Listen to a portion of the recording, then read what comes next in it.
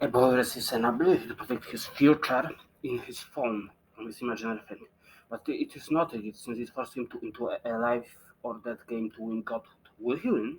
Let's find out. Hello, my name is Melnibonean Menschklavier and this is my review of Mirai Nikki. But before we begin, please like, comment and subscribe to my channel. You done that? Cool.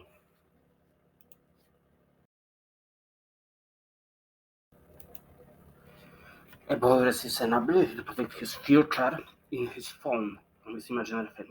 But it is not a gift since it forced him into a life or death game to win godhood. Will he win? Let's find out. Hello, my name is Melnibonean Menschklavier and this is my review of Mirai Nikki. But before we begin, please like, comment and subscribe to my channel. You done that? Cool.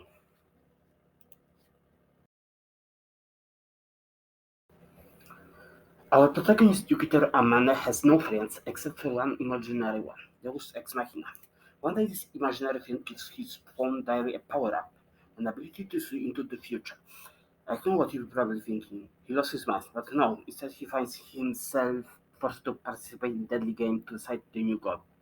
But he is aided by, Gasai, another future diary user who has unhealthy obsession with Yukiter.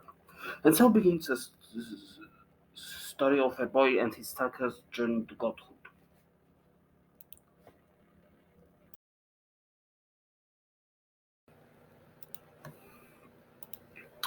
Yukiter Amane, our protagonist. He's essentially a Shinji clone. Like Shinji, he is after all a young boy exposed to dangerous event, but his general cowardice with making do his dirty work makes him quite a hypocrite. So he's not that likable character, even if I can really relate to him due to being an extreme introvert. So he does become more proactive in later parts of the manga. Gasai, the highlight of the series, crazy undead that is violently insane person in love with someone who cannot spend a few seconds without thinking of Yuki's entertaining as a hero and a great villain protagonist. Keigo Kurusu, a detective who allies himself with Yuki and Yuno after bombing at their school. A cool private detective character, but there is not that much to talk about him, other than him eventually betraying Yuki and Yuno due to his own cancer. Tsubaki Kasugano, content warning SA. Also spoilers, go to timestamp of the screen right now.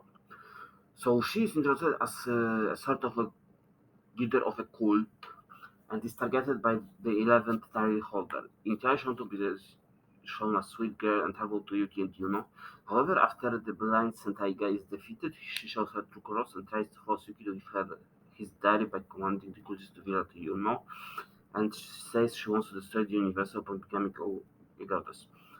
She became like that because when certain member of a cult took power after killing her family, he abused her in similar way.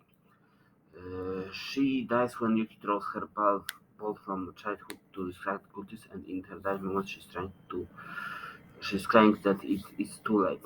A tragic villain character to summarize. Yomotsu Hirasaka, the Sentai cosplayer obsessed with justice. He's funny and memorable character, but unfortunately there is not a lot to discuss about him outside of his vision of justice being absolute. All crimes are equal. Kamado Ueshita, a kind-hearted orphanage owner with weird design whose diary grants apparatus diaries to other users. She doesn't want a fight and only wishes for a better future for her children, but Yuki betrays her.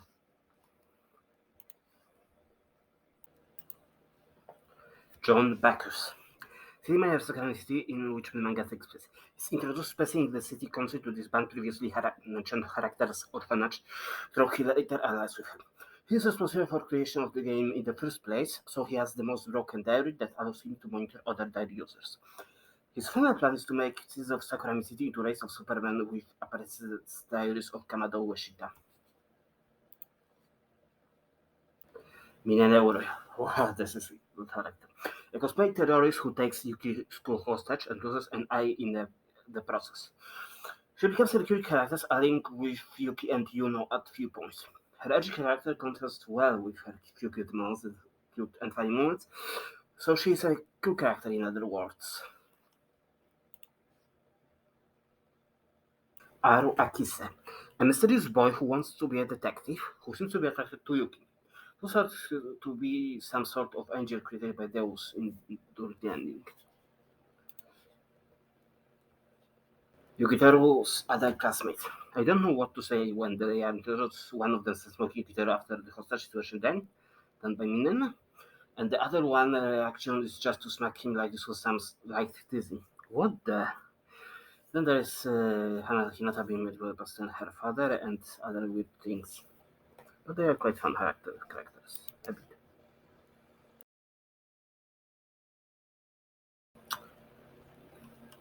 Art is quite off, but not to the levels of Ryuken Okamoto.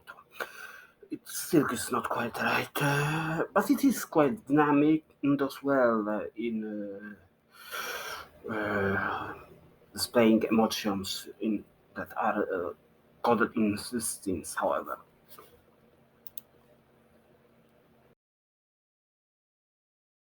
Well, if you do not want to get spoiled, go to the timestamp on the screen right now. You done? Good. Junpaku's arc in which you read the ass and there is ambiguity whatever you know is really you know. The words start to fall apart as Deus start to die. Akisi is revealed to be a construct of those and given a diary. Yuno manipulates Yuki into killing his friends. Yuno also kills Akise and is revealed that Yuno of now is a time traveler who killed and replaced uh, other Yuno. Yuno and Yuki then decide to rest before committing an life together, while Yuki still has doubts about Yuno. He confronts her about her becoming God once, so she tries to kill him. He falls into some sort of hole, which causes him to sort of time travel as well, as Deus' sidekick Murmur gives him a tour of the past. He comes back to the present, and as Yuki climbs back up there falling, Uryu is revealed to still be alive and was empowered by Deus to stop Murmur, who was conspiring against Deus. So her and Yuki leap back in time after Yuno and Murmur, and when Yuki heads past Yuno, current Yuno and Murmur appear. After samuraiing and other things, Yuno closes Yuki in some sort of illusion sphere, but as she does that, Ryu appears and a battle starts between her and Murmur, which we don't see for some unknown reason. After Ryu loses the fight, which we do not see of course, and when Yuno is about to kill her past self, people reach her, she realizes that she loves Yuki, and Yuki himself breaks out of his cage with the help of First Word Murmur, and Yuno stabs herself, which means that Yuki becomes God. He is, however, unhappy because he is without Yuno. We see that in this new world, the people involved in the game have now improved lives by the changes, and in future, Yuno and Yuki reunite. Happy end.